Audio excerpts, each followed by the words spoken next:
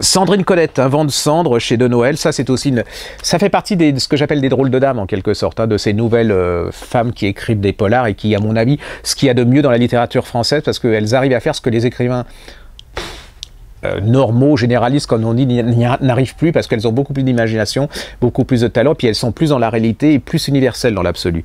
C'est elle qui avait fait Un nœud d'acier, hein.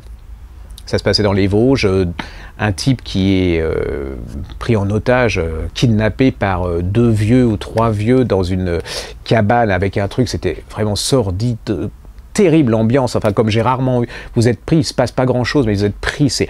Et puis comme je disais, à la fin, vous verrez plus un Yorkshire de la même façon, parce que la fin est hallucinante. Mais dans celui-là, c'est ce que je vous avais dit dans une précédente chronique, que je me pensais que dans le deuxième, on n'était pas capable de faire aussi bien que le premier, et là, c'est encore pire, c'est pas dire. Complètement 2 mondes différents, hein. Là on est dans un monde de vigne.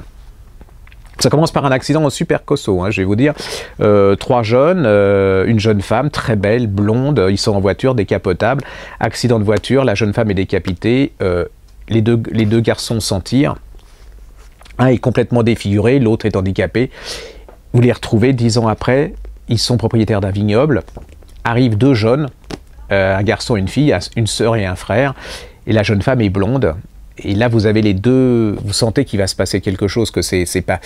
L'ambiance elle est absolument abominable, les gens du coin détestent ces deux personnes parce qu'ils sont handicapés, il va se passer une suite d'événements, vous sentez que le tonnerre il arrive, que ça va exploser, c'est hallucinant. Alors, la fin des enfants, je sais pas ce qu'elles ont dans la tête, parce que, imaginez, alors, vous avez déjà imaginé des façons de vous débarrasser d'un corps. Vous débarrasser d'un corps, la manière dont elle se débarrasse là, si vous trouvez... Vous ne pouvez pas imaginer que quelqu'un puisse se débarrasser d'un corps grâce à ça. C'est pas possible. Ou alors là, à mon avis, il faut aller voir le psy et puis je voudrais pas être votre femme ou votre mari. Voilà, ça s'appelle Sandrine Colette, c'est Un vent de cendre chez De Noël, c'est chef-d'œuvre. Hein. Je veux dire, ce que le polar français est capable de faire de meilleur sans être glauque, voilà, sans être...